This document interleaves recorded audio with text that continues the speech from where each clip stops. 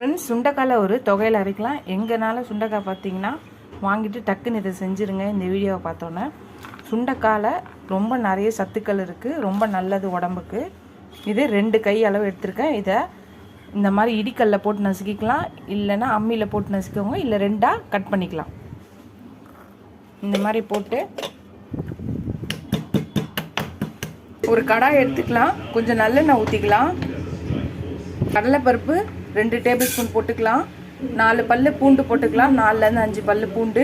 காரத்துக்கு தேவையான காஞ்ச மிளகா ஒரு 8லேருந்து 10 காஞ்ச மிளகா, கொஞ்சம் கருவேப்பிலை, சின்ன லெமன் சைஸ் புளி, நம்ம நசுக்கி வச்ச சுண்டைக்காய் இதையும் போட்டுக்கலாம்.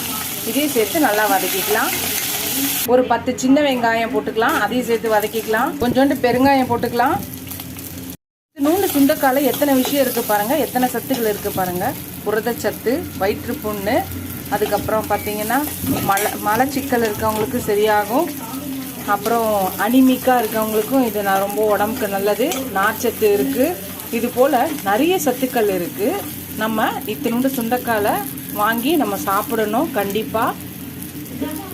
இப்போ ஒரு கை தேங்காய் துருள் வச்சுருக்கேன், அதையும் போட்டுக்கலாம். இதையும் நல்லா வதக்கிக்கலாம். அப்போதான் அடுப்பை நிறுத்திடலாம். இதை ஆற வச்சு நம்ம மிக்சியில் அரைச்சினா நம்மளோட சுண்டைக்காய் தொகையில் ரெடி ஆகிடும். கண்டிப்பாக நீங்கள் மிஸ் பண்ணாதீங்க. இந்த வீடியோ பார்த்தோன்னே கண்டிப்பாக ட்ரை பண்ணுங்கள். உடம்புக்கு ரொம்ப ரொம்ப நல்லது. நிறைய சத்துக்கள் இருக்குது இந்த சுண்டைக்காயில். சின்னதாக இருந்தாலும் நிறைய சத்துக்கள் இருக்குது. ட்ரை பண்ணி பாருங்கள். இதுக்கு தேவையான உப்பு போட்டு ஒரு கிளறிட்டு மிக்சி ஜாரில் போட்டு அரைச்சிக்கலாம். இது நீங்கள் அம்மியில் அரைச்சிக்கலாம், இல்லைன்னா மிக்சி ஜாரில் அரைச்சிக்கலாம். ஃப்ரெண்ட்ஸ், நம்மளோட சுண்டைக்காய் துவையல் ரெடி ஆகிடுச்சு பாருங்கள். ரொம்ப அருமையானது, சத்தானது. இந்த மாதிரி துவையல் அரைச்சி கொஞ்சோண்டு சாதத்தில் இப்படி நல்லா பிசைஞ்சு இப்படி நம்ம சாப்பிடும்போது நம்மளுக்கு இதில் இந்த எத்தனையோ சத்துக்கள் இருக்கிறது மொத்தமாக ஒரே டைமில் நம்மளுக்கு போகும். நீங்களும் ட்ரை பண்ணி பாருங்கள் இந்த ரெசிபியை. ரொம்ப ஹெல்த்தியானது. ட்ரை பண்ணி பார்த்துட்டு எப்படி இருக்குன்னு சொல்லுங்கள். இந்த வீடியோ உங்களுக்கு பிடிச்சிருந்துச்சுன்னா லைக் பண்ணுங்கள், ஷேர் பண்ணுங்கள், கமெண்ட் பண்ணுங்கள். ஃபஸ்ட் டைம் என் சேனலை பார்க்கணுன்னா சப்ஸ்கிரைப் பண்ணிட்டு பாருங்கள்.